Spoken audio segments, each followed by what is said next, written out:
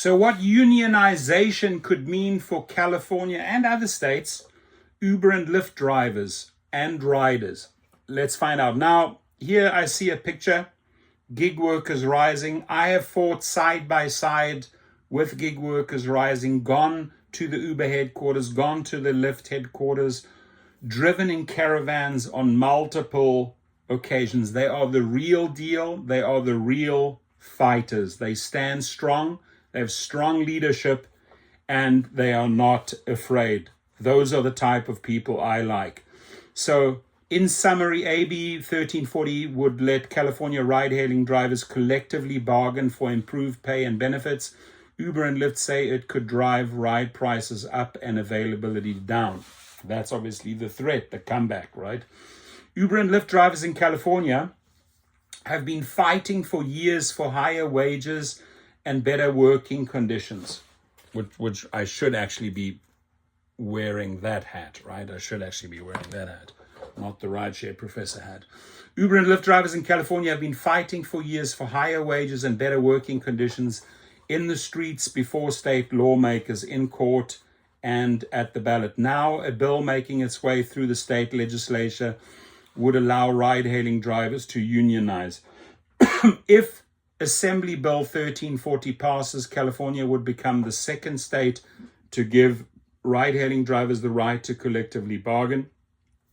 Massachusetts was the first to do so after voters there approved a ballot measure last year. Now, that union in Massachusetts, are you guys getting stuff done? Can people actually report? Have they achieved anything? The ride-hailing companies oppose the California legislation, saying it goes against the spirit of Proposition 22, the ballot initiative they bankrolled that voters approved in 2020.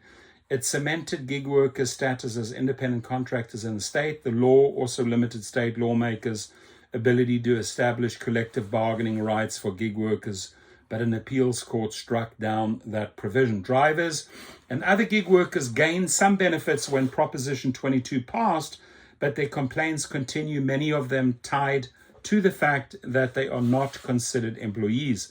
And since the law effectively leaves no state agency in charge of enforcement, many gig workers don't know where to turn to claim unpaid wages or healthcare stipends, to contest getting kicked off the apps, or to get help with other problems. Now, if you get kicked off the app, ladies and gentlemen, there's only one place to go, activationhero.com. We'll file the appeal, and we help you file a claim for your lost earnings. Remember that.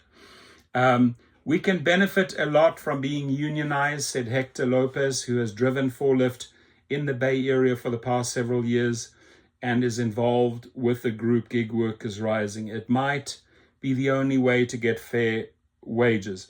A group that represents Uber and Lyft has said drivers in California earn an average of $37 per active hour, while research from the UC Berkeley Labor Center found that the average pay for drivers, including tips, and taking the entire working shifts and expenses into account, was $9.09 per hour. And they're right. That's what it is. Another common driver frustration is limited communication when they need help. Drivers have to use the Uber or Lyft app to message back and forth with a company representative. That's a waste of time. Or in some cases, talk with them on the phone. But Lopez remembers being able to get help at a Lyft hub, a physical location staffed with human beings he could talk to. Those hubs closed down a few years ago. We could have a union which could have an office where we could get help face-to-face, Lopez said. That's something that's really big that they took away from us. Not all drivers will be on board. There is a healthy suspicion around unionizing among California drivers who say they value their status as independent contractors, said Sergio Vidian, senior contributor for the Rideshare Guy, a YouTube channel popular with gig workers. But he said many drivers also often express frustration about the lack of representation and leverage, especially when it comes to deactivations. Again, deactivations, you go to activationhero.com. End of story. Especially when it comes to deactivations, rate cuts, and algorithmic transparency. What the bill would do, the proposal before the legislature would give ride-hailing drivers the right to form and join a union with which the gig companies would be required to bargain in good faith. It would also require ride-hailing companies to submit lists of drivers and other driver information to the state's Public Employment Relations Board every 3 months starting in 2026. The Protect app-based drivers and services coalition, an industry group that includes Uber, Lyft, DoorDash, and Instacart, opposes the legislation, as do various chambers of commerce and business groups. In a letter to lawmakers in July, the group said the bill's requirement that companies submit driver information to the state, which would give a potential union a way to directly reach a dispersed group of workers, is a dangerous violation of driver privacy and could result in unwanted texts, phone calls, and even visits to drivers. Different driver groups are expected to vie to be the sole bargaining union of ride-hailing drivers statewide, but provided a group can get 10% of active drivers to approve it as a representative, it would be able to access driver lists according to analysis of the bill by legislative committees. Each group would be prohibited from sharing that list with third parties.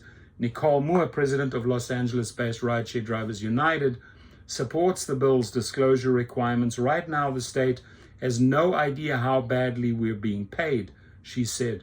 We could tell you, but that's anecdotal. We need data. Uber spokesman Zahid Arab said the bill would mean increased costs because of administrative and compliant burdens and the fact that the company would have to negotiate with a union over pay and benefits. The industry group said if drivers get the right to unionize, it could lead to higher costs for rides. The Lyft spokesman would not comment on the legislation. The bill, sponsored by Service Employees International Union, California, and co-authored by Assembly members Buffy Wicks of Oakland and Mark Berman of Palo Alto, both Democrats, is set for a hearing before the Senate Appropriations Committee on August the 18th.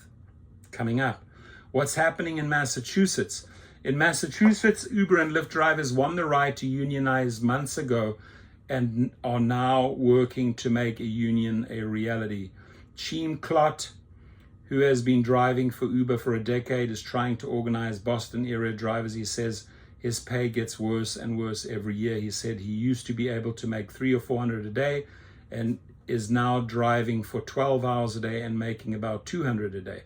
There are over 80,000 ride-hail drivers in Massachusetts. Klott said they are all work so hard to make very little money. A lot of them still don't know they're allowed to unionize. Some of them are also scared that Uber might retaliate. The Massachusetts App Drivers Union is a joint effort of Service Employees International Union 32BJ and the International Association of Machinists and Aerospace Workers. Gabe Morgan, Executive Vice President of SEIU 32BJ, said, though a spokesman, the thousands of drivers in Massachusetts have already signed unionization cards, and that besides fair compensation, drivers deserve transparency. Will sectoral bargaining work? Sectoral bargaining, or negotiating as a group within a certain occupation, has worked in certain places and industries, such as in Los Angeles, where hospitality workers have won wage standards and benefits. But Wells said she's concerned that in the ride-hailing industry, sectoral bargaining may not lead to real change. That's because the big players in the gig economy have fought to keep change superficial. I will leave the link below. It's a very, very long article. They say last year, Bloomberg reported that Uber and Lyft were using a loophole in the law and systematically locking drivers out, preventing them from finding work on the apps during certain periods. Last month, the Taxi Commission established new rules ordering the companies to give drivers 72 hours notice before locking them out. So how do you feel about that? And do share your thoughts and comments. Thank you. Link is below.